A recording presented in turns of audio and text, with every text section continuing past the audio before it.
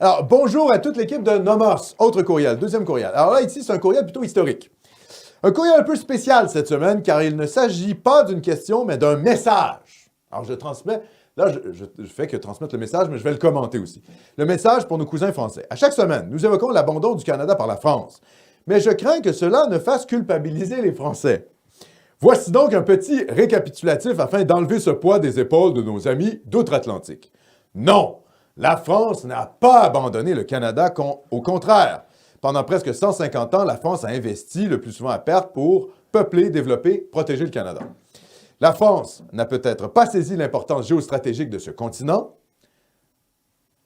C'était difficile de prévoir l'importance qu'allait prendre l'Amérique du Nord à l'époque, évidemment, mais elle l'a quand même exploré et civilisé contre vents et marées, ça c'est vrai.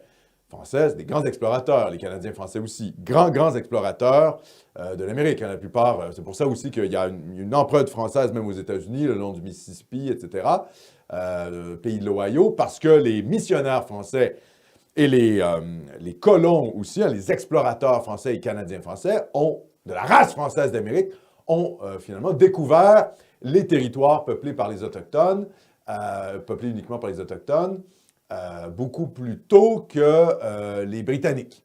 On était vraiment une race d'explorateurs et on a sillonné le continent pratiquement en fait, même on peut le dire, jusqu'au Pacifique. Hein? Donc, et évidemment jusqu'au golfe du Mexique. Donc, c'est pour ça que la toponymie américaine est parsemée de noms francophones, hein, de Canadiens français ou de Français qui ont exploré l'Amérique du Nord et le pays. Ça a été les découvreurs. Hein. On est vraiment...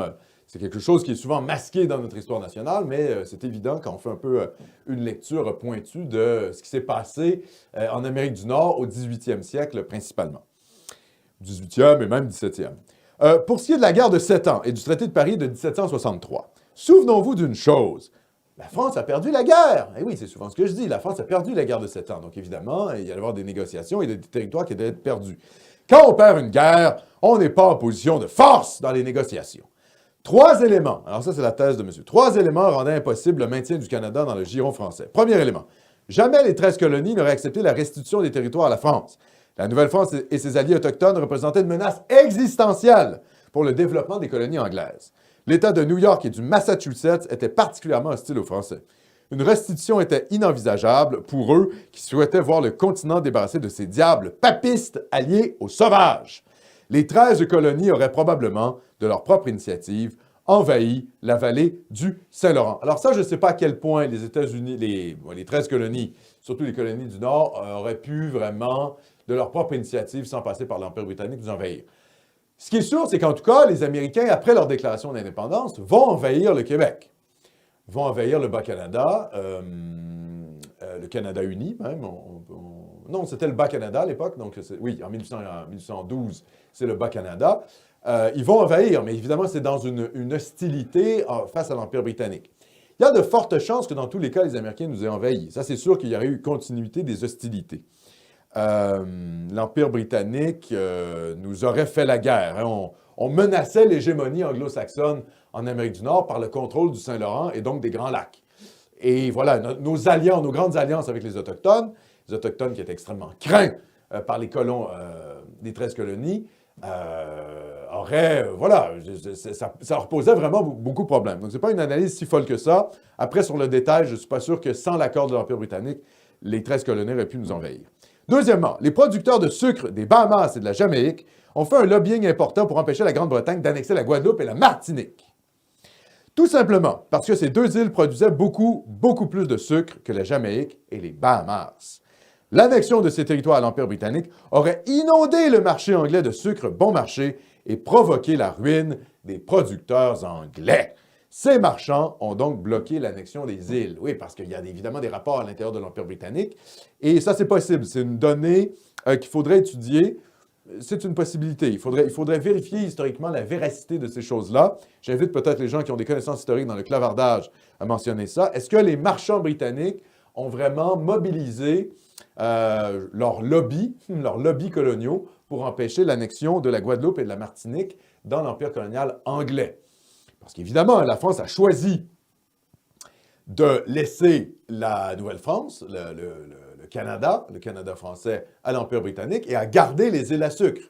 Donc, la France a décidé de garder les Antilles. Donc, question historique intéressante ici qui demande peut-être une précision. Donc, j'invite les gens dans le clardage à peut-être nous renvoyer à des ouvrages qui parlent de la question. Troisièmement, finalement, là, c'est un point peut-être un peu de désaccord. Voltaire avait raison. Voltaire qui était quand même un peu un agent anglais. Hein. Faut pas se leurrer. Voltaire prenait systématiquement pour les ennemis de la France. C'est quand même un personnage historique. Je ne parle pas de sa philosophie, je parle de ses positions géopolitiques qui étaient quand même problématiques. Dans la géostratégie de l'époque, le Canada ne pesait pas grand-chose. Les arpents de neige du Canada ne valaient pas le sucre des Antilles ou les comptoirs des Indes ou de l'Afrique. Le Canada coûtait cher, ça c'est vrai parce qu'il fallait faire la guerre, et était peu peuplé. Les Antilles et les Indes rapportaient beaucoup. Oui, ils rapportaient beaucoup, mais à long terme, la France aurait beaucoup plus gagné d'avoir la moitié de l'Amérique du Nord française. Ça aurait été un immense allié de la France. C'est une simple question de bon sens, nous dit notre ami ici, le contributeur. La seule chose qui valait la peine d'être sauvée, c'était les droits de pêche. C'est pour cette raison que Saint-Pierre-et-Miquelon existe encore aujourd'hui. La France a sauvé les meubles. Peut-on lui en vouloir? Eh bien, on peut lui en vouloir peut-être d'avoir pas fait preuve d'assez grande vision géostratégique. C'est-à-dire en laissant l'Amérique du Nord aux Anglais, au fond, elle donnait la suprématie maritime à l'Empire britannique et elle se contentait des miettes de la mondialisation. Et le début de la mondialisation, c'est aussi ça. Et à partir de la défaite de la France lors de la guerre de 7 ans, c'est un peu le recul mondial de la France sur la scène mondiale. Oui, c'est une fracture géopolitique importante. Hein? C'est une fracture géopolitique importante, même si, évidemment, la France va ensuite connaître encore des périodes de grandeur, évidemment, avec grandeur fugace avec Napoléon, hein, parce que ça ne dure pas très, très longtemps. Mais, c'est-à-dire, la France va demeurer, évidemment, une des très grandes puissances européennes, mais sur le plan de la géopolitique mondiale, la guerre de 7 ans, c'est le début un peu du recul géopolitique français. Donc, le milieu du 18e siècle. Et c'est pour ça que la guerre de 7 ans, c'est assez dramatique pour la puissance française qui va demeurer importante en Europe, mais justement, elle va être plutôt confinée de plus en plus en Europe, même s'il va y avoir un empire colonial en Afrique et en Asie. Ça signe quand même l'hégémonie des anglo-protestants pour les siècles à venir. Hégémonie dont on n'est pas encore tout à fait sorti, hein? Hégémonie qui a été reprise finalement par les 13 colonies qui vont devenir la République fédérale américaine. Donc, la guerre de 7 ans représente quand même, comme le disait Philippe, une espèce de moment fracture dans la géopolitique mondiale. Bref, je reprends la lecture du courriel. Bref, Français, ne vous culpabilisez pas. L'histoire est cruelle et nous en avons été victimes. On ne peut pas gagner toutes les guerres. De toute façon, s'il y a bien quelqu'un à blâmer, ce n'est pas Louis XV qui a fait ce qu'il a pu, le pauvre, mais bien Louis XIV qui s'est rapidement désintéressé du Canada pour se concentrer sur ses guerres européennes. Là, je ne suis pas d'accord, parce que Louis XIV, c'est sous Louis XIV qu'on connaît, que la Nouvelle-France connaît, je dirais, son heure de gloire.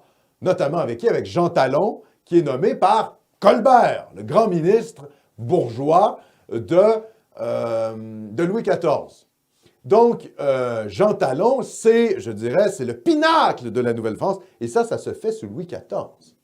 Donc, reprocher à Louis XIV le mauvais développement de la colonie, alors que c'est lui qui a investi le plus d'énergie à travers la politique de Colbert dans la Nouvelle-France, ça me semble hautement problématique d'un point de vue historique. Je renvoie aux gens qui seraient intéressés par la question au premier tome de l'histoire du Canada français de Lionel Groulx. L'histoire du Canada français de Lionel Groulx, dans le premier tome, où il parle évidemment de la Nouvelle-France, on voit que pour lui, et je pense que sa démonstration est assez convaincante, le summum de la Nouvelle-France est atteint sous Jean Talon, qui est un gouverneur, énergique, qui a une vision et qui est très brillant et qui a de l'ambition pour la colonie.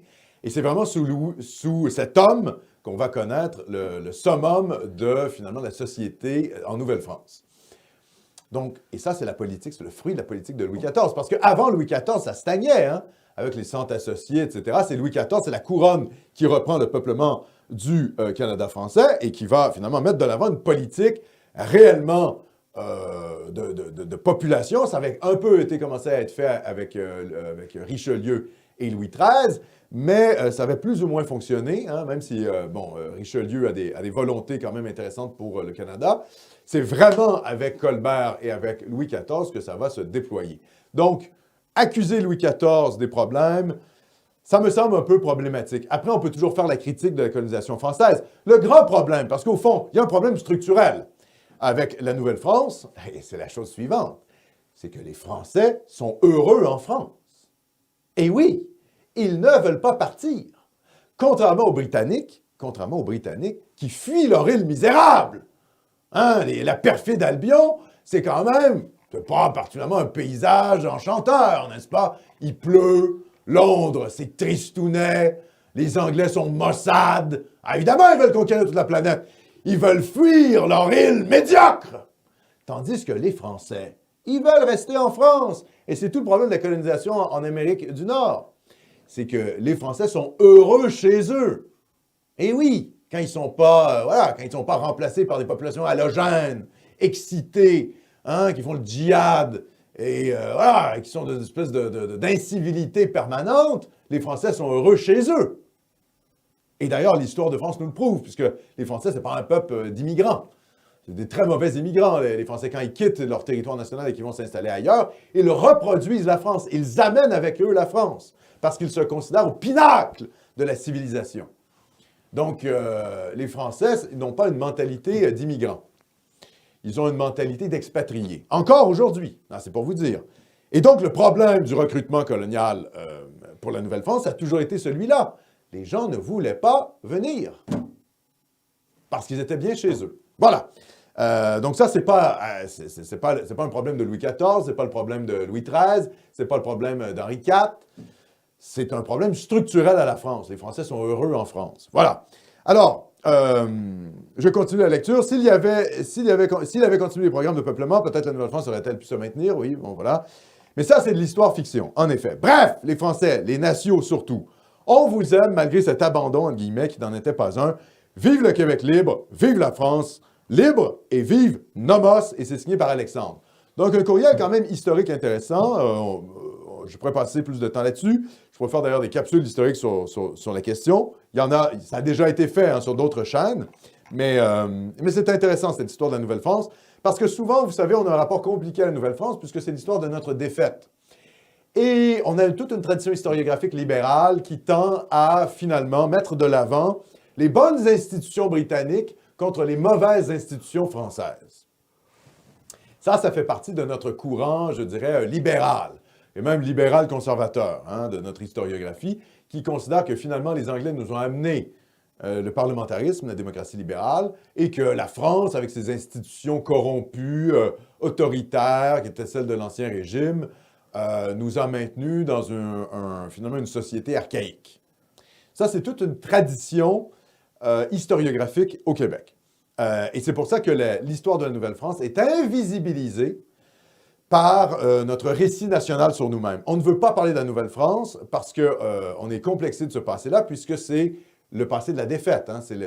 C'est un peu le paradis perdu dont on a un peu honte. Il y a un peu de cet aspect-là chez les Québécois. Donc, je pense qu'il faut réhabiliter cette période-là de notre histoire, la Nouvelle-France. Il faut expliquer qu'est-ce qui a marché, qu'est-ce qui n'a pas marché. Et il faut, embrasser la totalité de notre histoire. Et puis, se rappeler que sans la Nouvelle-France, ben voilà, le Québec n'existerait pas. Je rappelle, le drapeau du Québec, qu'est-ce que c'est? C'est une croix blanche sur fond azur surmontée de 4 fleurs de lys blanches. C'est un drapeau catho-monarchiste français, inauguré le 21 janvier 1948 par Maurice Lenoblet Duplessis, premier ministre du Québec, la même journée où on commémore, ou peut-être on pourrait même dire on pleure la décapitation de Louis XVI.